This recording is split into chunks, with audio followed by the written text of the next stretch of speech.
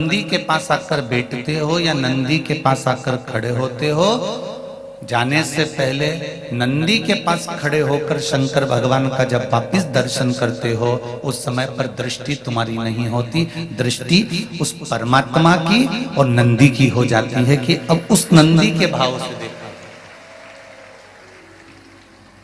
नेत्र तुम्हारे ही नहीं पर दृष्टि बदल गई।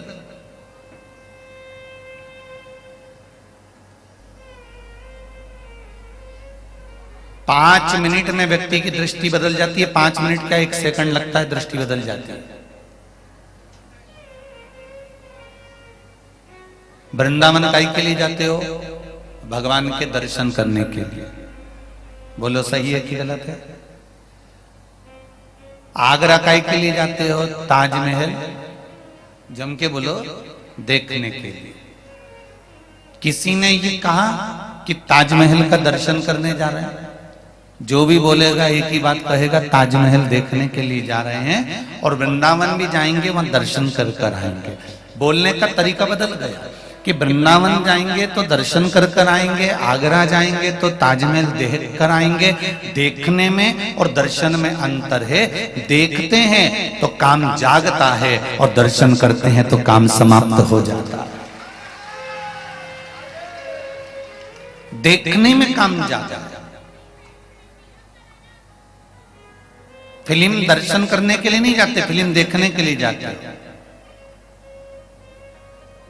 रासलीला, रामलीला देखने के लिए नहीं जाते, दर्शन के लिए जाते।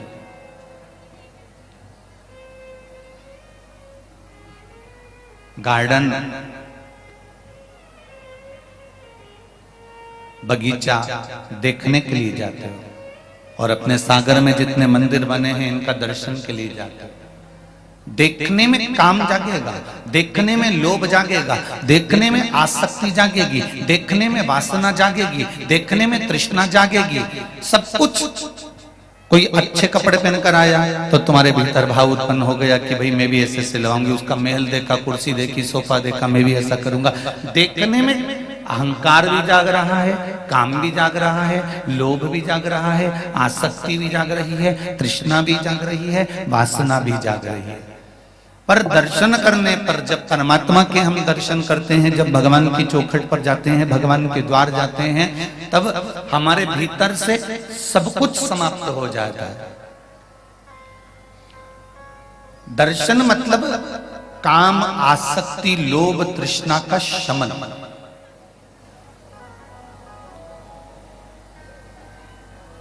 सब कुछ समाप्त हो। एक निवेदन स्वीकार करना, कभी कभी योग लग जाए। जिस दिन आप शिव जी को जल चढ़ाकर घर वापिस जा रहे हो,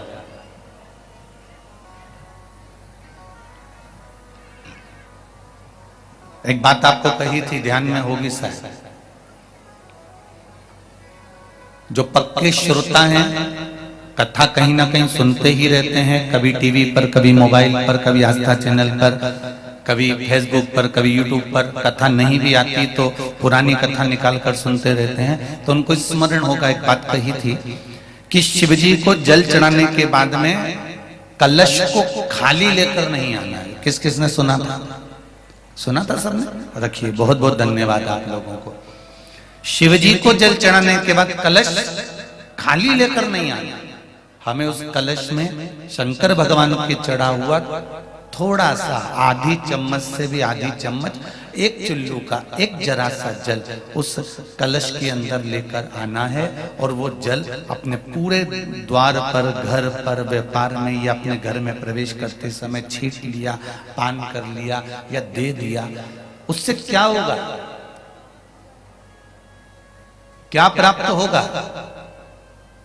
हम तो कहेंगे कि आप प्रयास करना, जिसके घर में संपदा नहीं आ रही हो, लक्ष्मी रुकी हुई हो, वैभव नहीं आ रहा हो, मानसिक टेंशन चल रहा हो, उनसे निवेदन है 1 महीना शिव जी के मंदिर में जल चढ़ाना चालू करो और शंकर जी पे जल चढ़ा हुआ थोड़ा सा कलश में लेकर वापिस घर आओ और घर के दरवाजे पर छींटना प्रारंभ करो।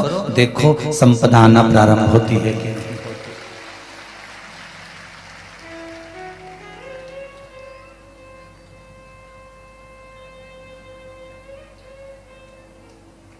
हमारे बुजुर्ग जब नवरात्रि में देवी जी का विसर्जन करने जाते थे ना, तो जिस नदी में माता जी को विसर्जन करते थे या गणेश जी को विसर्जन करते थे, तो एक लोटा ले जाते थे जल का, कलश का, उसमें से नारियल जल सब ठंडा करने के बाद उसमें थोड़ा सा जल भर के लाते थे। बोलो सही है कि गलत है? जो भी जाता था वो थोड़ा सा जल, पवित्र जल, गंगा जी दर्शन करने जा रहे हो, हरिद्वार जा रहे हो, प्रयागराज जा रहे हो, आप पुष्कर जी जा रहे हो, आप यमुना जी के घाट जा रहे हो, आप नर्मदा जी के घाट जा रहे हो, जब भी कोई पुण्यमय स्थान पर जाते हैं तो वहां से थोड़ा ना थोड़ा जल लेकर अवश्य आते हैं। उसी तरह तुम्हारे नगर में तुम जहां रहते हो, चाहे तुम दिल्ली रहते हो, मुंबई रहते हो, पुणे रहते हो, तुम्हारी मर्जी हो, तुम जहां रहते हो, सागर रहते हो, आस्था चैनल पर, फेसबुक पर, यूट्यूब पर जो कथा सुन रहे हैं, सब दूर दूर, कोई हरियाणा, कोई पंजाब, कोई उत्तराखंड, कोई कहीं हिमाचल, कोई यूपी, जहां तुम रह रहे हो, कोई बंगाल आदि कादिक जहां रहते हो, वहां तुम्हारे नजदीक में जो शिव मंदिर है, आप प्रतिदिन ये समझो ना कि वो शिव मंदिर नहीं है, वो केदारनाथ, वो बद्रीनाथ, वो यमुनोत्री, वो गंगोत्री, वो रामेश्वरम, वो काशी, वो महाकाल, वो भीमाशंकर, वो त्र्यंबकेश्वर, वो मल्लिकार्जुन हमारे पास में ही है। हम जल चढ़ाएं और उसका जल थोड़ा सा लेकर आ रहे हैं, तो ये समझिए कि सारे तीर्थों का जल हमारे साथ में आ रहा है।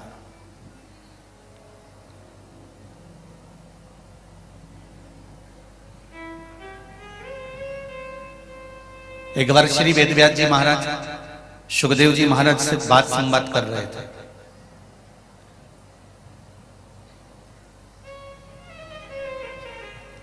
और यही संवाद सुखदेव जी महाराज ने श्री जनक जी महाराज से करा था कि मृत्यु लोक में इतने तीर्थ हैं। सुखदेव जी कहते हैं मैं सारे तीर्थों में दर्शन करने जाऊंगा। मृत्यु लोक में इतने तीर्थ बसे हुए हैं, इतने कुंड हैं, इतनी नदियां हैं, इतने तालाब हैं, इतने सरोवर हैं, लाखों लाख तीर्थ मृत्यु लोक में विराजमान है। भारत की भूमि पर जितने तीर्थ हैं, दुनिया में कहीं इतने तीर्थ नहीं है जो भारत माता की गोद में तीर्थ।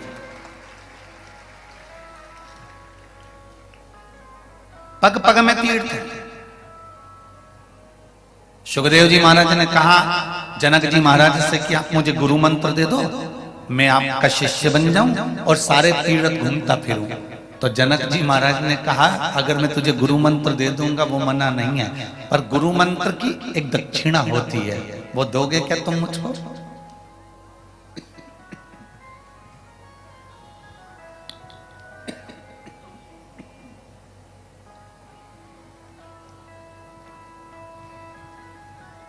गुरु मंत्र की एक दक्षिणा होती है,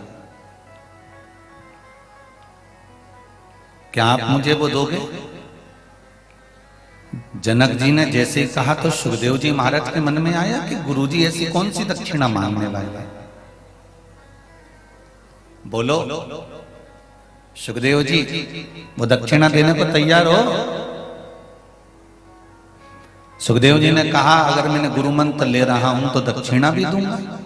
बोलो क्या दक्षिणा देना पड़ेगा?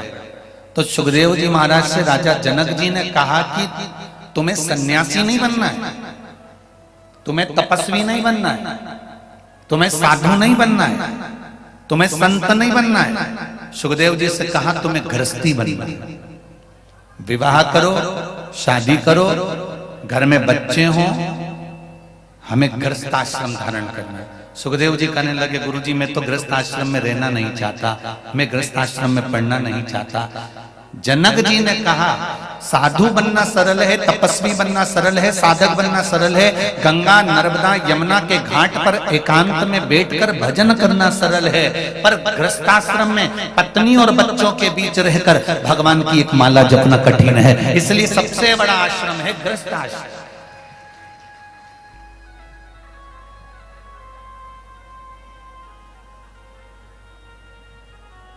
ये जितने लोग कहते हैं ना हम तो भैया विवाह नहीं करेंगे, हम तो साधु बन जाएं, हम तो संत बन जाएं, हम तो सन्यासी बन जाएं, हम तो तपस्वी बन जाएं, तो गंगा के घाट पर अकेले तो भजन कर कोई भी कर सकता है।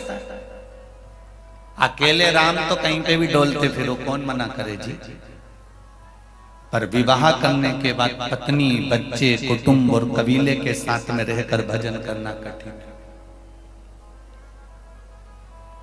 सुखदेव जी से कहा तुम्हें शादी करना पड़ेगा, और सुखदेव जी महाराज ने गुरु जी की आज्ञा मानी और पितरों की कन्या पीवरी के साथ में, जिन सुखदेव जी ने राजा परीक्षित को श्रीमद् भागवत कथा सुनाई थी, उन सुखदेव जी ने पितरों की कन्या पीवरी के साथ में विवाह किया। देवी भागवत में लिखा है, अगर किसी को विश्वास नहीं हो तो देवी भागवत पढ़ लेंगे।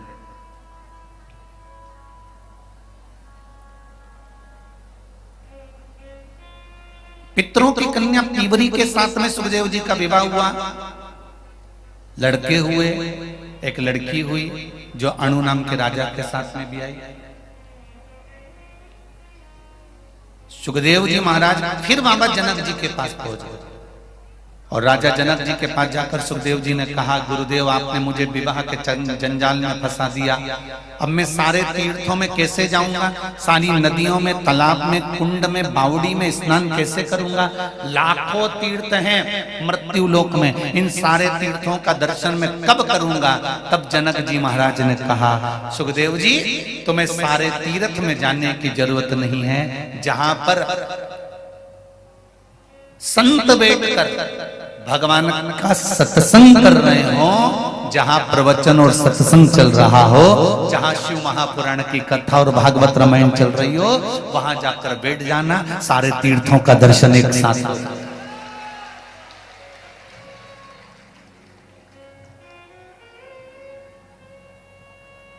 सागर वालों बहुत ध्यान से सुनना, और जितने लोग आस्था और मोबाइल पर कथा सुन रहे हैं वो भी सावधानी से सुनना कि सारे तीर्थ जिस समय पर शिव महापुराण की कथा प्रारंभ होती है, उस दिन से लेकर जिस दिन विराम होती है, उस दिन तक सारे तीर्थ, सारी नदियां, सारे तालाब, सारे कुंड, सारी बावड़ियां, सब की सब जहां कथा होती है उस पंडाल में आकर विराजमान हो जाते हैं। उसके भीतर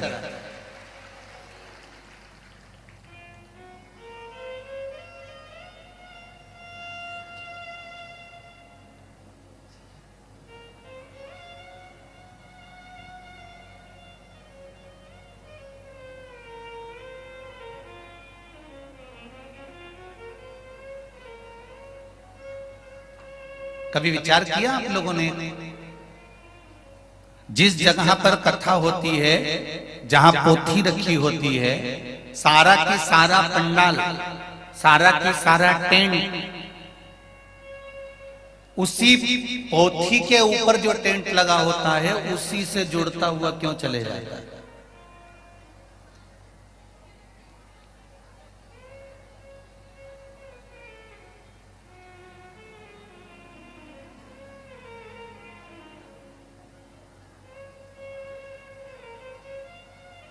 क्यों कहा जाता है कि बेलपत्री के वृक्ष के नीचे अगर दिया लगाने का बोला है तो बेलपत्री का वृक्ष बड़ा होना चाहिए। छोटा सा बेलपत्री का वृक्ष और उसके नीचे तुम दिया लगा रहे हो तो उसकी छांव तुम्हारे ऊपर नहीं आएगी क्या? नहीं। तो बेलपत्री का वृक्ष बड़ा होना चाहिए, जिसके नीचे आप बैठ कर दिया लगाओ तो उसकी छत्र छाया रहना चाहिए। क्यों कहते हैं कि पंडाल में बैठकर जहां मौका मिल जाए, जहां जगह मिल जाए, पंडाल के भीतर बैठकर शिव महापुराण की कथा सुनना चाहिए। उसका कारण क्या है कि जो पंडाल बनता है वो शंकर भगवान की इस पोथी के ऊपर से चालू होता उससे जुड़ता 1 2 3 4 पीछे 5 साइड में 6 ऐसे बढ़ते जाए। जब एक दूसरे से जुड़ा होता है तो इसकी छत्र छाया अंत तक पड़ी रहती है, जहां तक आप बैठे। वो तो भीड़ बढ़ जाती है तो लोगों को, अब जैसे आज भी अपार भीड़ होने के कारण लोग भयंकर खड़े हुए हैं, उधर भी इधर भी और पीछे भी। पर फिर भी हम तो कहेंगे, अगर कहीं मौका मिले, आपको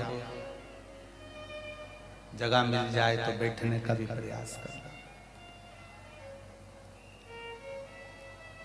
फ्रिज में जो सामान रखा जाता है, फल रखे जाते हैं तो वो सड़ते हैं? अरे बोलो जल्दी से, नहीं। फ्रिज में दूध रख दोगे तो फटेगा? अरे पीछे वाले भी बोलो रे, नहीं। फ्रिज में सब्जी रख दोगी वो सड़ेगी? नहीं।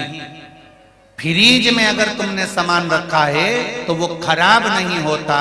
उसी तरह कथा सुनने जाओ तो पंडाल के अंदर बैठो, क्योंकि ये वो फ्रिज है जिसमें एक बार कोई पहुंच जाता है तो संसार में सड़ता नहीं।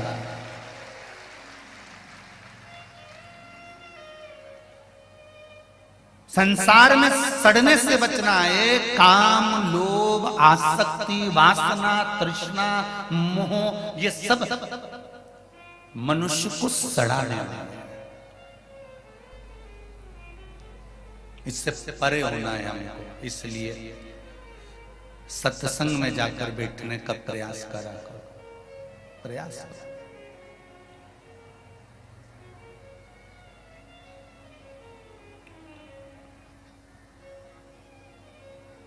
ना राम नाम लीनो तूने भरी जवानी में, तू डूब के मर जा रे चुल्लू भर पानी में, तू डूब के मर जा रे चुल्लू भर पानी में। जिसने मनुष्य की देह धारण करने के बाद अगर भगवान का भजन नहीं करा, स्मरण नहीं करा, संकीर्तन नहीं करा, तो उसका जीवन बेकार है। बहुत ध्यान देना, पहले भी कथा में कहा, फिर कह रहा है। पत्नी, बच्चे, घर और खाने को भोजन, पेट भरने का सामान तो तुम जितने जन्म लोगे प्रत्येक जन्म में मिलेंगे। सुन लेना रे भाई।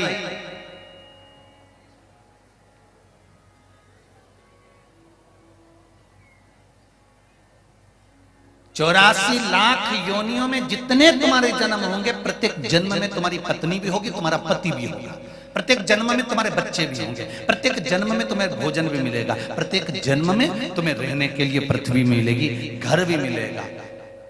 84 लाख योनियों में पत्नी, बच्चे, घर, सामान सब मिलता है, सब कुछ मिलेगा। पर 84 लाख योनियों में शिव महापुराण की कथा नहीं मिलेगी।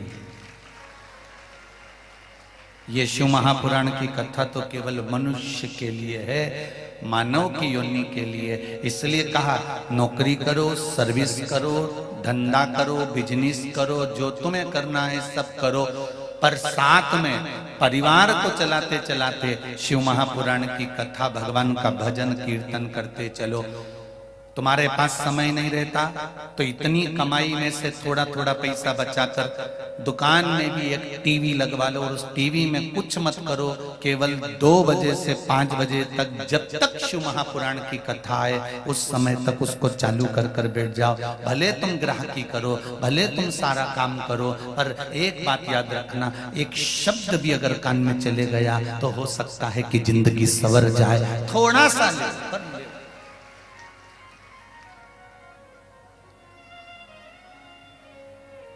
धर्म पत्नी भी अपने पति से कह सकती है, थोड़ा सा समय निकाल कर कथा सुन लिया करो। दिन में समय नहीं मिले तो रात्रि में सुन लिया करो। अब पति कहेगा मैं इतना थक जाता हूं, कहां कथा सुन पाता हूं, कहां समय। और सत्य बात है माताओं, पुरुष के ऊपर गृहस्थी का बोझ बहुत ज्यादा होता है।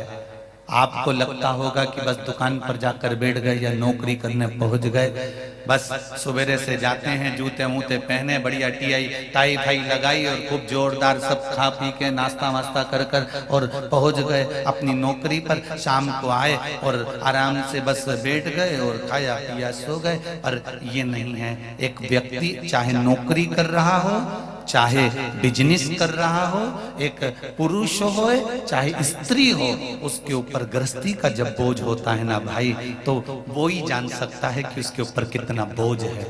आप केवल उसका विल पावर मजबूत कर सकती हो। आप अपने पति से कह सकती हो और पति अपनी पत्नी से कह सकता है कि समय निकाल कर, ये मानव का देह है, बच्चों के लिए करना है, परिवार के लिए करना है, कुटुंब के लिए करना है, सब कुछ करना है, घर भी बनाना है, गाड़ी भी लेना है, दुकान भी चलाना है, सबको देखना भालना, सब कुछ तुम तुमको करना है। हम कह भी देंगे ना कि तुम ये सब छोड़ दो तो तुम नहीं छोड़ सकते, क्योंकि मनुष्य का शरीर जब भगवान ने बनाया तो मनुष्य ने परमात्मा से पूछा कि तूने मुझे बनाया क्यों है, तो परमात्मा ने एक शब्द कहा, मैंने दो कारणों से तुझे बनाया है, एक कर्म का भोग भोगने के लिए, दूसरा भजन करने के लिए। मृत्यु लोक में जाएगा तो तेरे को परिवार का भरण पोषण करना पड़ेगा। ये परिवार कौन है? तो भगवान कहते हैं तेरे बेटे, पूर्व समय में तूने जिससे कर्जा लिया होगा वो तेरे बेटे बनकर जन्म लेंगे। पूर्व समय में जिसने तेरा साथ दिया होगा तू शादी कर कर उसका साथ दे रहा होगा। पूर्व में तूने किसी का बुरा करा होगा तो कोई तो बुरा करने के लिए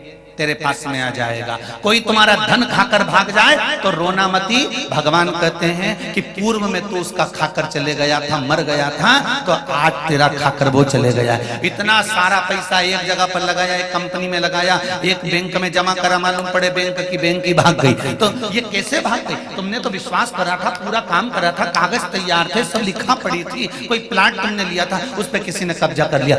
जरा समझो कि ये पूर्व का है जो कर्म हमको भोगना पड़ रहा है। ये जितने पत्नी, पति, बच्चे, बेटा, बेटी, माता, पिता, भाई, बंधु, कुटुंब, कबीला, ये सब हमारे पूर्व के संबंधों के अनुसार हमको प्राप्त होते हैं। भगवान ने कहा कि मृत्यु लोक में जा रहा है, बस एक बात याद रखना, पत्नी को भी पालना है, बच्चों को भी पालना है, परिवार को भी पालना है, घर भी तुझे बनाना है, दुकान भी तुझे बनाना है, जमीन भी जोड़ना है, बंगला भी बनाना है, गाड़ी भी तुझे लाना है, पर उसके साथ में एक काम जरूर करना कि थोड़ा थोड़ा शिव का भजन करते चले जाना, तो जिंदगी सवर जाए। थोड़ा मात्र एक चुटकी बराबर के नमक के बराबर जिंदगी में आप थोड़ा सा शिव महापुराण को ले आए।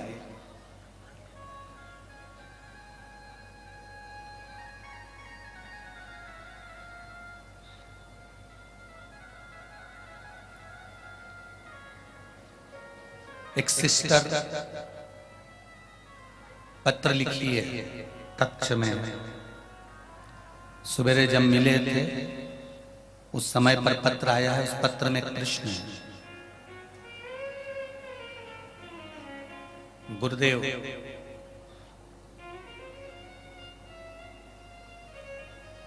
मैं हॉस्पिटल में नौकरी करती हूँ, सरकारी हॉस्पिटल में।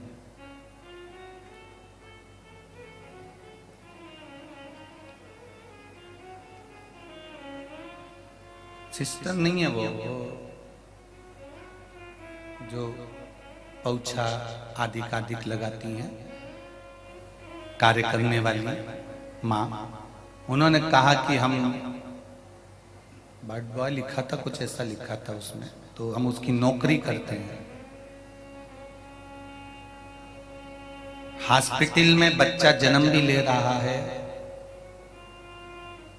जन्म जिस टेबल पर लिया गया है उस टेबल को भी हमें पहुंचना है। रोज प्रतिदिन 2-4 दिन में कोई मर भी रहा है तो भी हमको उसको देखना है। सुबह से लेकर शाम तक निकल जाता है, कभी शाम से लेकर रात की ड्यूटी होती है तो सुबह निकल जाता है। गुरुदेव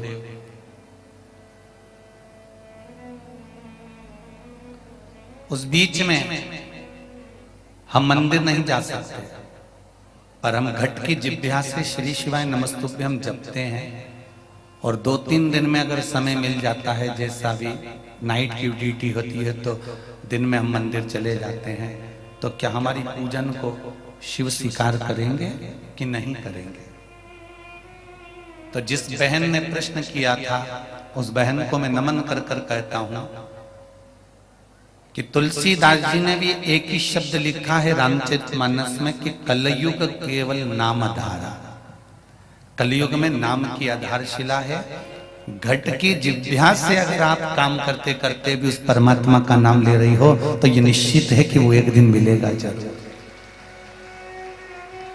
आप अपनी सेवा से वंचित मत हो।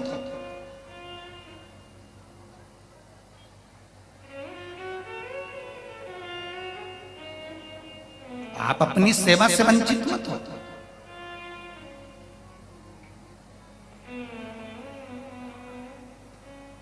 कर्म करने में पीछे मत हटो।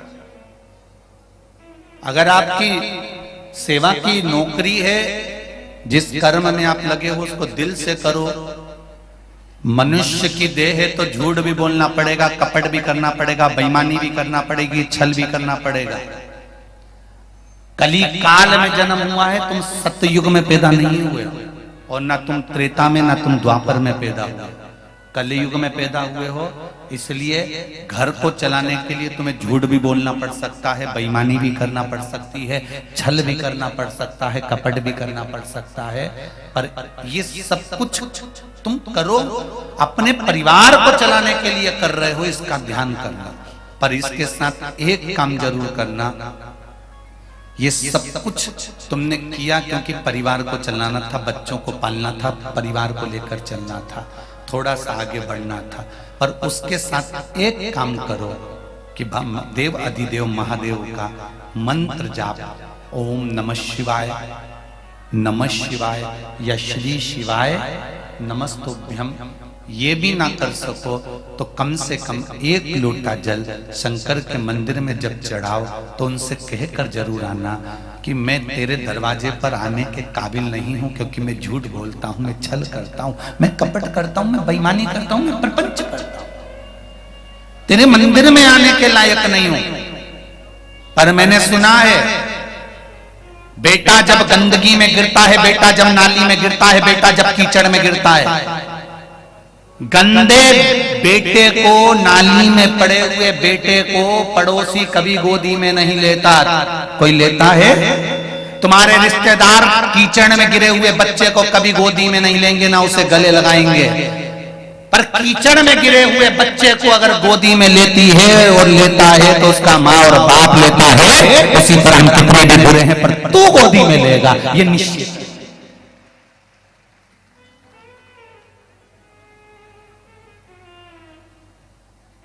गंदगी में सने हुए बच्चे को पड़ोसी गोदी में नहीं लेगा, गंदगी में सने हुए बच्चे को तुम्हारे रिश्तेदार गोदी में नहीं लेंगे। कोई बच्चा गिरकर आ जाए, गंदगी उसके पूरे शरीर पर मेला ही मेला लग रहा हो, गंदा ही गंदा लग रहा हो, मक्खियां भी नक रही हो, कौन लेगा उसको गोदी में?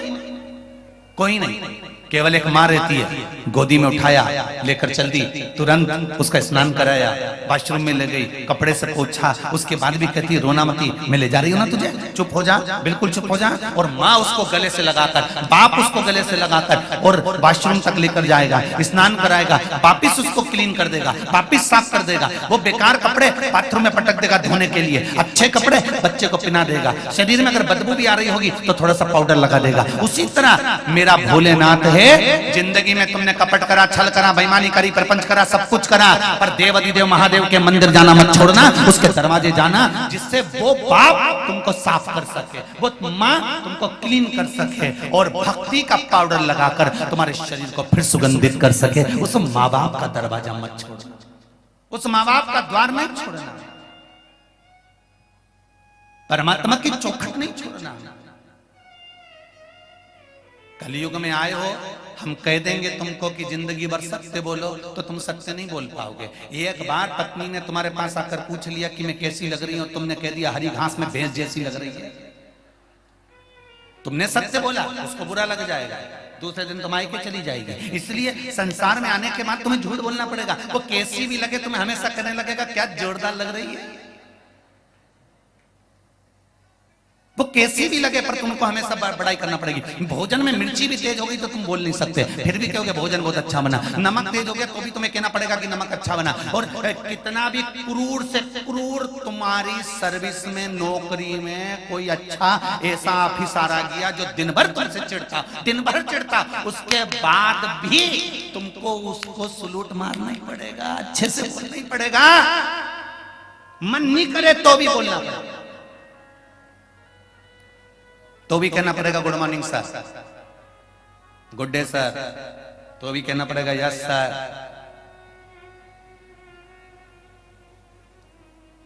क्रूर से क्रूर मिलेगा, क्योंकि संसार में आए हो तो परिवार पालना है, परिवार को लेकर चलना है, सब कुछ करना पड़ेगा। अगर मैं कह भी दूं इस व्यासपीठ से, हम कह भी दें कि नहीं रे झूठ मत बोलना रे, बेईमानी नहीं करना, कपट नहीं करना, छल नहीं करना, बस हम कह दें इतना जरूर करना कि तुम्हारे कारण किसी की आंख में आंसू ना आए, किसी के चेहरे पर स्माइल रहे, बस इतना जरूर। मुख पर हम कहते हैं, कई बार कहा अगरबत्ती नहीं लगा सकते, मंदिर में जाकर दिया नहीं जला सकते, तो एक काम जरूर करना कि किसी के चेहरे पर प्रसन्नता जरूर दे देना, स्माइल।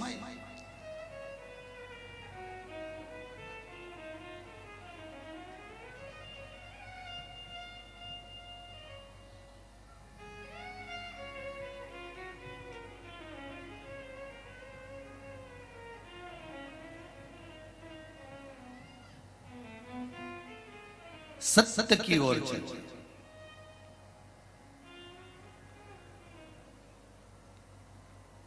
और जब सत्य की ओर चलोगे तो जीवन का सुख मिलेगा।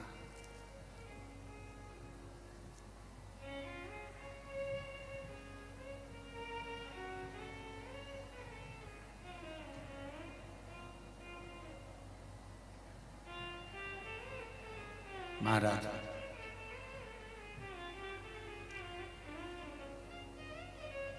एक तेरे ही भरोसे हवा बिच उड़ती जावांगी, बाबा डोर धत्तो छठी नावे कटी जाएगी, भोले मेरी पतन बाबा मेरी पतन। कभी कभी हो जाता है सामने कपट भी। आपको मालूम है युधिष्ठिर को धर्मराज युधिष्ठिर कहते थे। क्या कहते थे? बोलो जरा जम के बोलो। धर्मराज युधिष्ठिर कहते थे।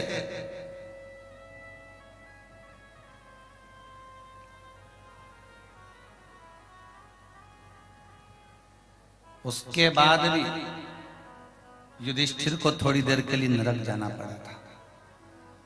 विचार करिएगा जरा, महाभारत को उठाकर पढ़िएगा।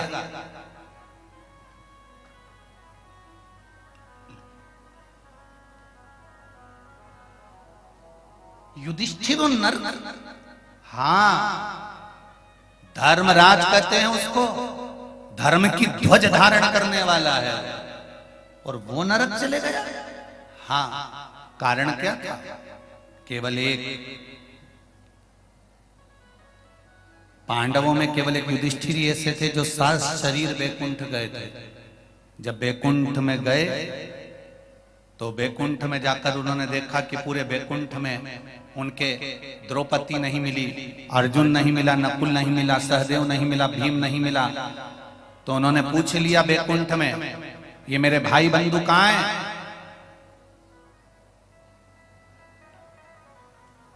मेरे भाई बंधु कहां हैं? बैकुंठ वासियों ने कहा, हमको भी ज्ञात नहीं है, परमात्मा को मालूम है, मैं उनको ढूंढने जाऊंगा। और युधिष्ठिर उनको ढूंढने के लिए गया। जब युधिष्ठिर ढूंढने के लिए गए तो दूसरे रास्ते पर चले गए। दूसरे रास्ते से गए तो वहां पर इतना गंदगी थी, इतनी गंदगी थी, इतनी गंदगी थी, जहां देखो रक्त, पीप, मांस सब पड़ा हुआ था। बहुत तेज तेज लोग चिल्ला रहे थे, तपन हो रही थी।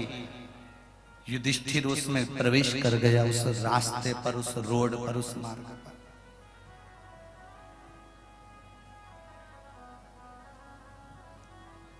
और युधिष्ठिर जब उस जगह पर प्रवेश करा,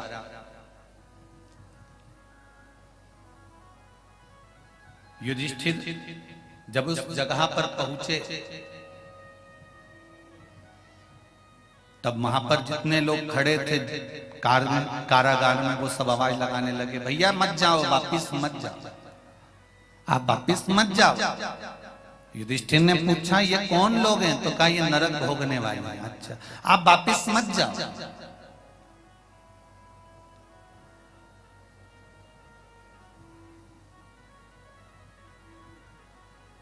युधिष्ठिर ने बैकुंठ से आए हुए पार्षदों से कहा तुम चले जाओ, मैं इनके लिए यहीं रुक जाता हूँ। युधिष्ठिर थोड़ी देर वहां रुके, उनके शरीर की तरंग से जितने लोग नरक में पड़े थे वो सब स्वर्ग की ओर चले गए।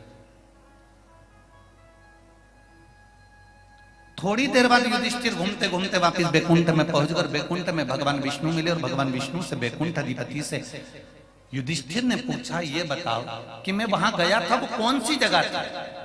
युधिष्ठिर के प्रश्न थे तो बैकुंठ अधिपति ने कहा कि तुम्हें नरक लेकर जाया गया था, तुम नरक में गए थे।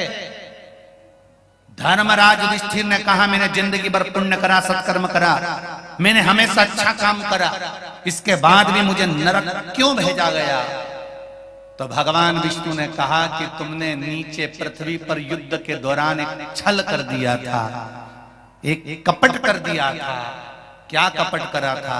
अश्वत्थामा के मरने की खबर गुरु द्रोणाचार्य को झूठी दे दी थी और गुरु द्रोणाचार्य सिर मलमल कर रोते रहे थे। कपट करा, कपट के बल पर तुमने मारा है, इसलिए तुमको कपट से ही वहां ले जाया गया था। मेरे भाई बंधु कहां हैं? तब बैकुंठ में भाई बंधु दिखे तो पूछा, तुम कहां गए थे? तो अर्जुन कहता है, नकुल सहदेव भीम द्रौपदी कहती है कि मृत्यु लोक में जो हमने गलत कर्म करा था, जरा से धन और वैभव के चक्कर में हमने अपनों का खून बहाया था, इसलिए हमको नरक मिला था, पर आपके तरंगों से हम वापस लौट कर आ गए। महाराज, संसार में आए हो तो अपनी भगवान विष्णु के एक शब्द को याद रखना कि भगवान नारायण से युधिष्ठिर ने कहा कि मुझे नरक भोगना पड़ा है जरा से कर्म के लिए। हां,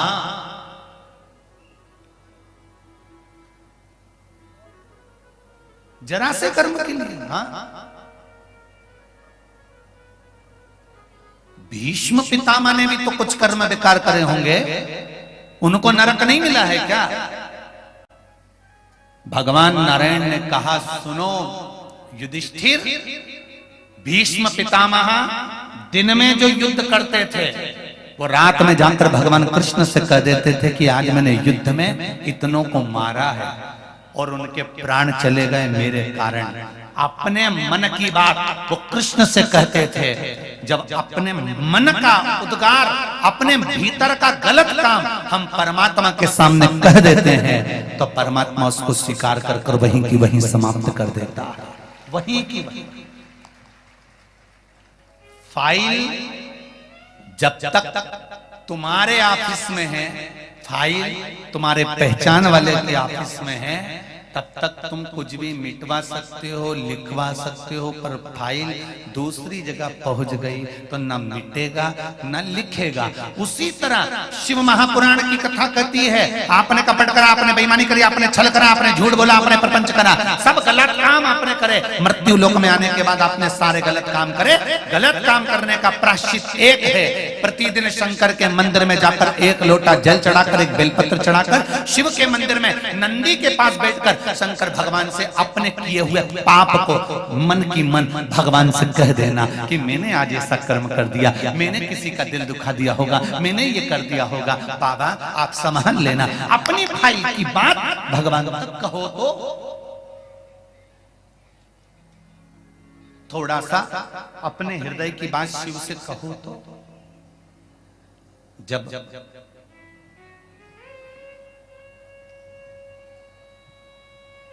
मन की बात आप भगवान से कहना प्रारंभ करेंगे तो भगवान सुनेगा।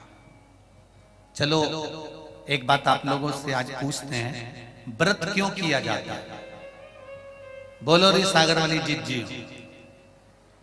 जितने लोग बैठे हो सब प्रेम से बोलो, व्रत क्यों करते हैं?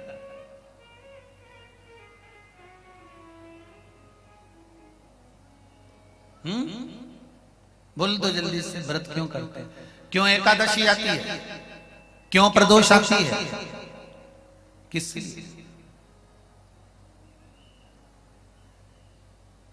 आज भी बड़ा प्रसन्नता का विषय है, आज महेश नवमी है। संपूर्ण मारवाड़ी महेश्वरी परिवारों को, पूरे विश्व में निवास करने वाले महेश्वरी बंधुओं को आज महेश जयंती की, महेश नवमी की बहुत बहुत बधाई। बहुत बहुत बधाई। पर एक निवेदन है मेरा संपूर्ण महेश्वरी बंधुओं से, आपको कोटि कोटि बधाइयां हैं महेश जयंती की, महेश नवमी की। पर एक निवेदन है मेरा, महेश जयंती के दिन ही केवल शंकर की आराधना नहीं करना है। कई बार कई लोगों के मुख से हम सुन लेते हैं कि नहीं, हम तो नारायण को मानते हैं, हम केवल श्रीनाथ जी को मानते हैं, हम केवल इन देवता को मानते हैं, हम शंकर जी का प्रसाद नहीं लेते, हम शिव मंदिर नहीं जाते। मेरा निवेदन केवल इतना है, आप किसी को भी मानो, पर आज महेश जयंती के दिन एक संकल्प ले लो कि हम मारवाड़ी महेश्वरियों की उत्पत्ति भगवान महेश और उमा के माध्यम से हुई है। आज हम संकल्प लेते हैं कि हम किसी को भी माने, पर भगवान शंकर की निंदा नहीं करेंगे, भगवान महेश की निंदा नहीं करेंगे। बस ये संकल्प हमारे भीतर।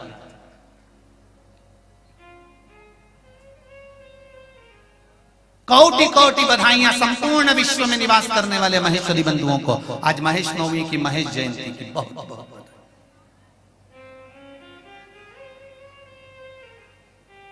हम जिसकी उत्पत्ति हैं, जिस भगवान महेश ने हमारी उत्पत्ति करी, कई बार हम बात में उनका निंदा कर बैठते हैं। हम शंकर मंदिर नहीं जाते, हम शंकर जी का भजन नहीं करते, हम शंकर जी का प्रसाद नहीं लेते, शंकर कौन है, हम शिव मंदिर। ये निंदा ना करें। हम भले किसी को भी माने, पर शिव निंदा से दूर।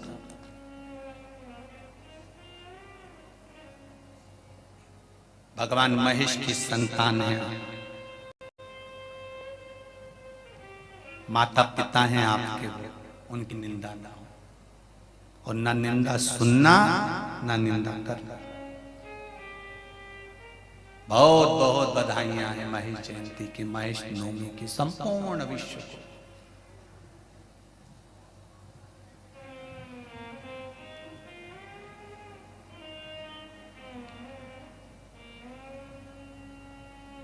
महाराज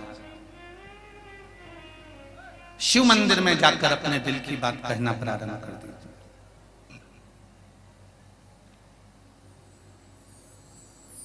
शिव महापुराण की कथा में कभी बैठने का मौका मिले, कभी जितने लोग आस्था पर सुन रहे हैं और जितने लोग फेसबुक पर सुन रहे हैं, कभी जिंदगी में शिव महापुराण की कथा के पंडाल में बैठने का मौका मिले, तो कथा सुनते सुनते जब श्री शिवाय नमस्तुभ्यम का जाप आया, उसके तुरंत बाद बाबा से अपने दिल की बात कहने का प्रयास करना।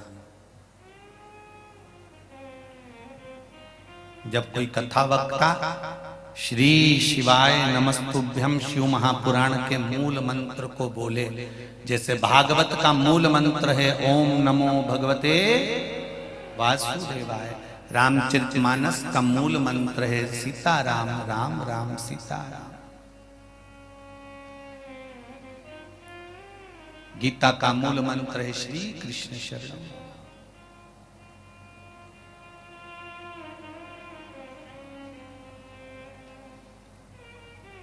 विष्णु पुराण का मूल मंत्र है श्री नारायण। शिव महापुराण की कथा में कभी बैठने का मौका मिले तो अपने हृदय की बात, जब श्री शिवाय नमस्तुभ्यम का जाप शिव महापुराण का मूल मंत्र आए, उस समय पर बाबा से कुछ क्षण बैठकर अपने हृदय की बात एक सेकंड के लिए, एक क्षण के लिए उससे कह बोल। कल एक कथा में बात कही थी, बुरे व्यक्ति को बुरा नहीं कहना, बुरे व्यक्ति को कभी बुरा नहीं करना। रावण के पास में विभीषण रहता था और विभीषण को लात मार दी थी रावण ने, और विभीषण को लात मारा, विभीषण उठा, भैया को प्रणाम करा, भैया बहुत बहुत धन्यवाद, आपने मेरी परवरिश करी, मेरा ध्यान रखा, अब मैं आपको नमन कर कर यहां से जा रहा हूं। विभीषण चाहता तो विभीषण को लात मारी थी, भाई था, कह सकता था दो शब्द अपने भाई लंकाधिपति रावण को, कुछ भी बोल सकता था, पर विभीषण ने कोई शब्द नहीं करा, कोई शब्द नहीं बोला, उल्टा प्रणाम करा।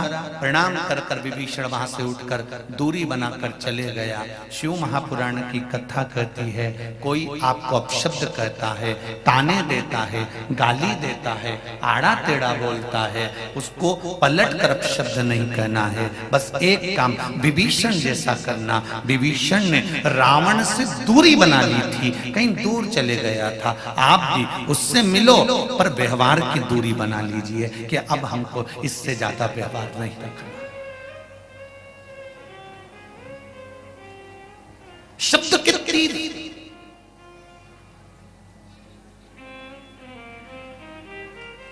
हैदराबाद की कथा सुनी आप लोगों ने?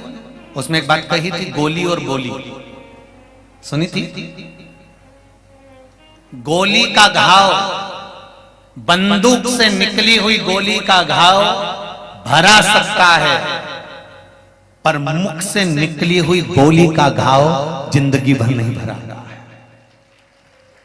पूरी जिंदगी नहीं भराएगा। गोली और बोली का ध्यान रखना कि गोली का घाव, बंदूक से निकली हुई गोली और मुख से निकली हुई बोली, ध्यान रखना। हैदराबाद की कथा में कहा था आपको कि बंदूक से निकली हुई गोली का घाव भर सकता है, पर मुख से निकली हुई गोली का भाव जो निकला है बोली, उसका घाव नहीं भरा सकता। वो बहू पहली बार जब शादी कर कर आई और सास ने ऐसे शब्द बोल दिए ना, वो जिंदगी भर भले सास मर जाएगी पर याद तो बोली रहेगी। ननंद ने जो जो बोला है भाभी को याद रहता है, भाभी ने जो बोला वो ननंद को याद रहता है। भले वो अपने मायके चली गई, ससुराल चली गई, सब कुछ हो गया, बच्चे बड़े हो गए, ब्याह हो गया, बुढ़े हो गए, पर वाणी गोली का घाव भरा सकता है। बंदूक की निकली हुई गोली का घाव एक बार भर सकता है, पर बोली जो मुख से निकली है उसका घाव कभी नहीं भराता। इसलिए वाणी ऐसी बोलिए जो मन का आपा खोए, पर आज के जमाने में वाणी ऐसी बोलिए जो जम के झगड़ा होए, पर उससे मत बोलिए जो तुमसे तगड़ा होए। पर बोली पर ध्यान रखिए। गोली का घाव भर सकता है, पर बोली का घाव कभी नहीं भरा सकता महाराज। बोली का घाव।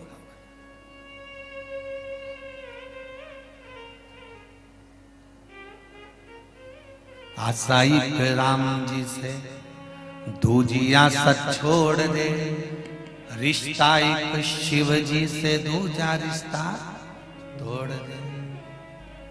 आस किससे लगाना? परमात्मा से। संसार के लोगों से आस लगाओगे और वह आस जब टूटती है तो दिल रोता है। सरल भाषा में समझ लो जरा अच्छे से। गुलदस्ता लेकर आए, इतना बड़ा तो तुम गुलदस्ता लाते हो ना, पन्नी लपटा हुआ, देखा है? अरे बोलो तो जम के, देखा है ना? कितने का आता है? 100 रुपए का, 125 रुपए का, 150 रुपए का। गुलदस्ता लेकर आए 100 रुपए का, 150 रुपए का, 200 रुपए का।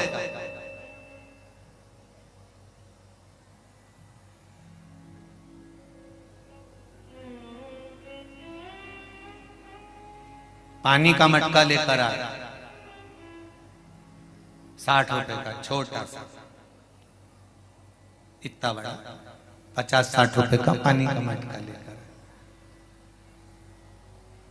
अब तुम गुलदस्ता भी लाए हो, पानी का मटका भी लाए हो, घर में आए,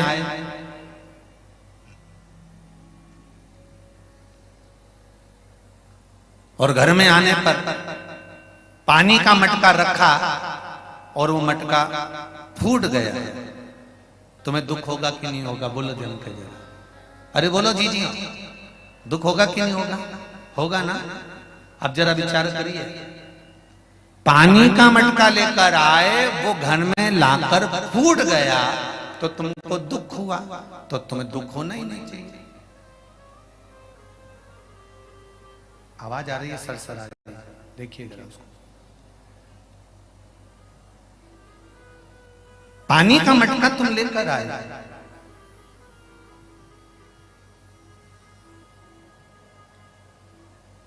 और वो पानी का मटका जो तुम लेकर आए हो, वो पानी का मटका, अब ठीक है, वो पानी का मटका फूट गया तो तुम्हें दुख हुआ। अब वो गुलदस्ता जो तुम लेकर आए हो वो रात को मुरझा गया, बेकार हो गया, तुम्हें दुख हुआ? अरे बोलो तो जीजियो, नहीं, क्योंकि तुमको मालूम है कि ये गुलदस्ता एक ना एक दिन तो मुरझाएगा ही। पर तुम्हें विश्वास था उस मटके पर कि ये मटका ठंडा पानी देगा, 50 रुपए का लाया हूं, बजा के देखा है मैंने, खूब बढ़िया है। तुमने उससे आस लगा ली,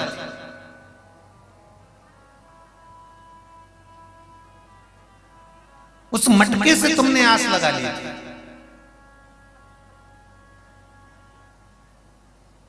और मटके से तुमने जब आस लगाई और वो आस तुम्हारी टूटी तो तुम्हें दुख हुआ, आंख में जल भर गया। गुलदस्ता सूखा, उसका गम नहीं हुआ क्योंकि तुम्हें मालूम था कि ये होगा। तो उसी तरह हमें अपना जो व्यवहार बनाना है वो इस तरह का बनाना है कि संसार के लोगों से अगर आस लगाओगे तो एक ना एक दिन वो आस टूटेगी जरूर, और टूटेगी तो तुम्हारी आंख में आंसू आएगा। तुम तो एक काम करो, गुलदस्ते जैसा संसार समझो कि एक ना एक दिन ये तो हमको परेशान करेंगे ही, ये तो दुख देगा ही, ये तकलीफ देगा ही, तो ये एक दिन सुख नहीं है। तो इसलिए उसको ये विचार कर चलना कि हमको आस नहीं लगाना।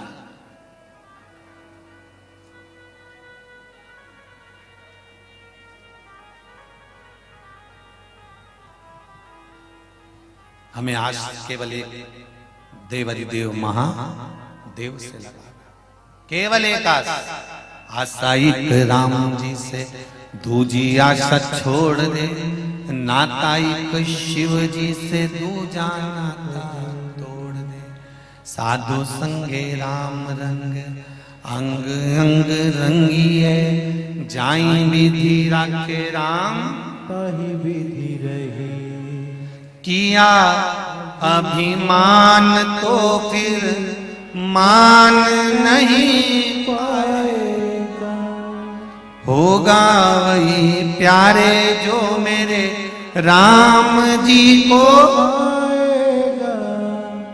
फल आशा त्याग शुभ काम करते रहिए, जाई विधि राखे राम, ताहि विधि रही।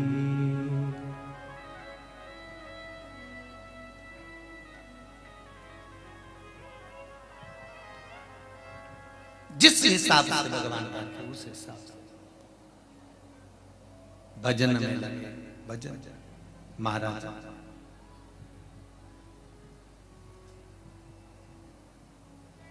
सबसे बड़ा दान कौन सा होता है? बोलो री जीजियो, सबसे बड़ा दान कन्यादान।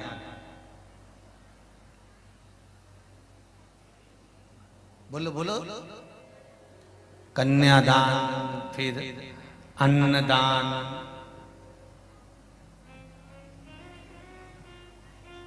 जलदान, फिर रक्तदान। इन सारे दान से भी बड़ा एक दान और होता है जो आज कलयुग में बहुत जरूरी है। अपने रिश्तेदार और परिवार को समय का दान। थोड़ा समय देना प्रारंभ करिए। बाप बेटे को समय नहीं देगा, बाप अगर बेटे से दी बनाकर रहेगा तो बेटा जब बड़ा हो जाएगा, तुम्हारी अवस्था ढल जाएगी, तो बेटा क्या तुम्हें समय देगा? ईमानदारी से बोलो जरा, नहीं। एक पिता को क्या चाहिए? घर पर आए तो बच्चों से अच्छे से व्यवहार करे, अपने पुत्रों से अपनी पुत्रियों को बिठाकर बात करे, बेटा क्या बात है, क्या हो गया बाबू, क्या है, पढ़ाई कैसी चल रही है, आओ इधर बैठो मेरे पास। कभी अपने बच्चों के पास बैठकर खिलखिलाकर हंसने का प्रयास करना, कभी अपने बच्चों के पास बैठकर दिल से उनसे बात करने का प्रयास करना, कभी अपने पुत्रों के पास में पुत्रियों के पास बैठकर उनसे दिल की बात निकालने का प्रयास करना, कभी उनके मन की बात निकालने का प्रयास करो और अपने मन की बात अपने बच्चों को बताने का प्रयास करो। क्यों? अगर आज आप अपने पुत्र और पुत्रियों को समय नहीं दोगे तो जब तुम्हारा बुढ़ापा आएगा तुम्हारी औलाद तुमको समय देने वाली नहीं है, क्योंकि ये हाथ दो ये हाथ लो, ये संसार की रीति है। आप थोड़ा सा समय अपने परिवार को, अपने कुटुंब को, अपने कबीले को, अपने रिश्तों को, अपने नातों को थोड़ा देना चालू करिए तो वो भी आपको समय देना चालू करेंगे। सब दान करो पर थोड़ा समय का भी दान करिए। माना आपके पास में समय नहीं है, आप दिन भर दुकान पर बैठते हो, नौकरी पर रहते हो, सर्विस पर रहते हो, दिन भर ड्यूटी रहती है, सब कुछ रहता है, पर एक समय सुबह जल्दी उठ जाओ, बच्चों को उठाकर उनके साथ थोड़ी बैठकर बात करो, थोड़ा शाम के टाइम पर बैठ गए उनसे बात करो, थोड़ा सा समय दीजिए। आज के समय में कलिकाल में ना पत्नी पति से कोई बात कर पाती है, ना पति पत्नी से बात कर पाता है। क्यों? दिन भर तो व्हाट्सएप चलता रहता है, रात्रि को थोड़ी देर सोने का समय हुआ तो व्हाट्सएप, उठे तो व्हाट्सएप, चालू करा तो व्हाट्सएप, समय निकल गया, पति चले गए दुकान बिजनेस पर। थोड़ा सा समय देना प्रारंभ कर लीजिए तो जिंदगी की बहुत सारी समस्याएं घर में ही समाप्त हो जाएगी, बाहर तक नहीं जाएंगी। उस समस्या का समाधान समय।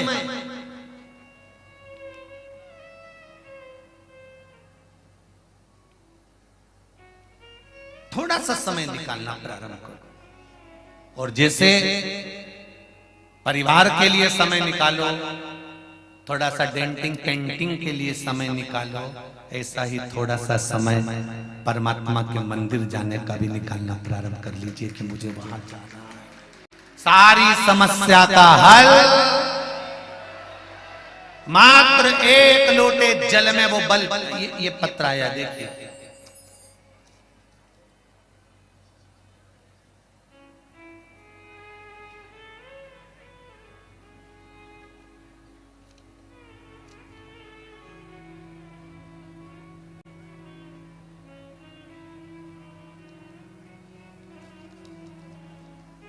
भारती पटेल, मैं सागर के राजीव नगर वार्ड से आई हूं। कहीं बैठी हैं भारती जी?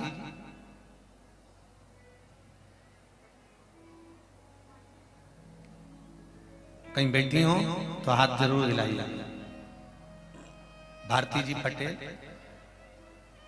सागर के राजीव नगर वार्ड से आई हूं। मेरी शादी को 8 साल हो गए थे, मेरे यहाँ कोई संतान नहीं थी। बहुत प्रयास किया गुरुजी, कहीं से कोई आराम नहीं हुआ। डॉक्टर को बताया तो बोला बच्चा दानी में गांठ है, तो 2 बार आपका ऑपरेशन करा दिया है, अब संतान का सुख नहीं होगा। फिर भी कोई आराम नहीं हुआ। फिर मैंने महाशिव पुराण की कथा सुनी और उसमें आपने जो आंकड़े की जड़ का उपाय बताया था, फिर वो आंकड़े की जड़ का उपाय किया और बाबा की कृपा से मेरे यहाँ बेटी का जन्म हुआ है। मैं बाबा को नमन करता हूँ। श्री शिवाय नमस्ते। बैठो कहीं, अगर बैठी हो भाटी जी बैठो। अगला पत्र देखिए।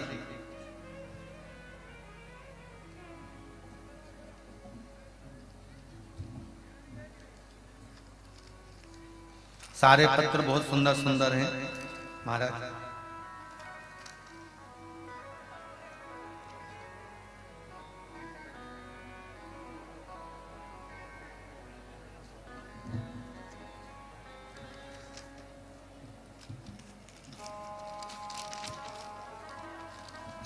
श्री शिवाय नमस्तुभ्यम। नितिन पटेल, श्री गब्बर पटेल, पता है ग्राम पटकुई, बरारू, सागर। कहीं बैठे हैं तो हाथ उठाइए। आप ही हैं? श्री शिवाय नमस्तुभ्यम। हर हर महादेव। नितिन पटेल, ग्राम बरारूर से आया हूँ। गुरुजी, मेरे पापा जी को 2021 में अप्रैल के महीने में कोरोना महामारी की बीमारी हो गई थी। उसी बीमारी में उनको ब्लैक फंगस हो गया था, जिसके कारण उनके 4 ऑपरेशन हुए, पर वो ऑपरेशन होने पर भी जब श्रेष्ठता नहीं बैठी, फिर मैंने शिव महापुराण की कथा सुनी और आपके द्वारा बताए हुए उपाय भी किए।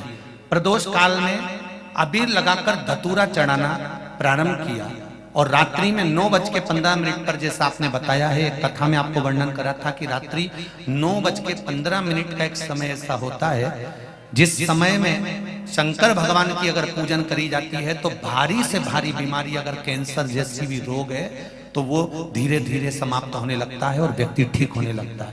तो एक कथा में सीहोर की कुबेरेश्वर धाम की जो कथा हुई थी उसमें पूर्व में वर्णन करा था। वो 9-15 वाला शंकर जी को जल चढ़ाना प्रारंभ करा और मेरे पापा की कुबेरेश्वर धाम गए और बाबा से विनती करी। ऐसी कृपा हो गई कि मेरे पापा पूर्ण तरह से स्वस्थ हो गए हैं। अब दवाइयां सब बंद हो गई हैं। बैठो बाबू। श्री शिवाय नमस्तुभ्यं। शिव कृपा। एक पत्र और देखिए।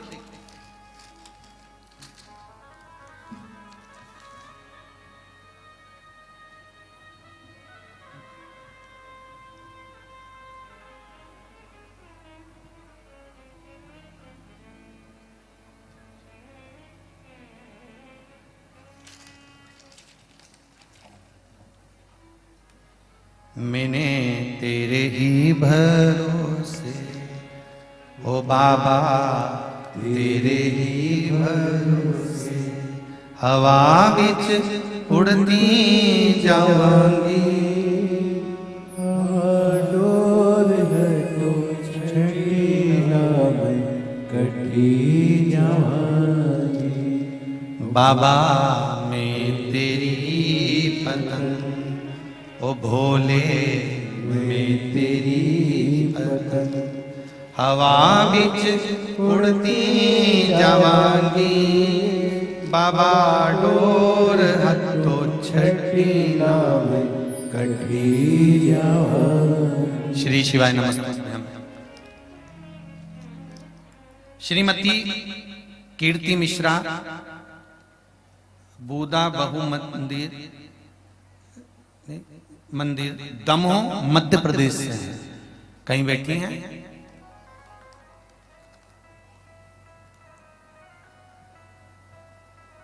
कहीं बैठी हो तो हाथ जरूर हिलाएं। महाराज कीर्ति जी मिश्रा, बूदा बहु मंदिर दमोह मध्य प्रदेश से। मोबाइल नंबर भी उन्होंने लिखा है इस पत्र का और बड़ी सुंदर बात उन्होंने वर्णन करी है। मेरे पुत्र आदर्श जो 10th में था, पढ़ने में चित्त नहीं, फिर भी उसको पढ़ा रही थी। प्रयास करा गया, जैसा आपने कहा था, कर्म करो और कर्म के साथ में फल परमात्मा पर छोड़कर चलो। बेलपत्र और शहद वाला प्रयोग करा, बाबा की कृपा से 2nd डिवीजन पास हुआ है। मैं बाबा को धन्यवाद करती हूँ महाराज। नीचे एक और वर्णन करा, मेरी पुत्री दीक्षा मिश्रा MA 3rd सेम में एब्सेंट का व फेल का रिजल्ट आते ही बोली मेरी ऑनलाइन कॉपी नहीं पहुंची। मैं उस समय कथा का स्मरण कर रही थी, तब शिव पुराण आते ही बाबा की कृपा से 4th सेम में उसकी सहेली ने कहा कि 4th सेम में फीस भरने की लिस्ट में तेरा नाम है। मैंने तुरंत यूनिवर्सिटी में फोन किया और कहा कि मेरा रिजल्ट फेल का आपने बनाया है, क्या मेरी कॉपी ऑनलाइन नहीं पहुंची थी? तब यूनिवर्सिटी से 3 दिन मांगे गए, उनने 3 दिन मांगे और 11 के दिन उनका फोन आ गया कि आप पास हो चुकी हैं, वो रिजल्ट गड़बड़ था। ये शिव कृपा। अगला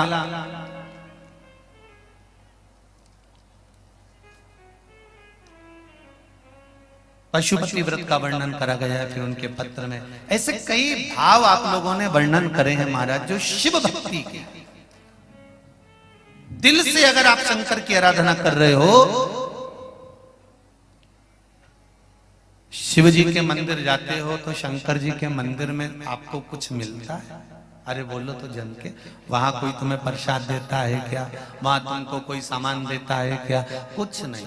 वहां तो हमारा फर्ज है, एक लोटा जल लेकर जाना है, शंकर जी को समर्पित करना है, झोली पसार उसको प्रणाम करना है, उससे दिल की बात कहकर वापिस लौट कर आना है। वो खाली कलश वापिस नहीं भेजता, वो भरकर ही भेजता है। ये उसकी कृपा है, ये उसकी कृपा है।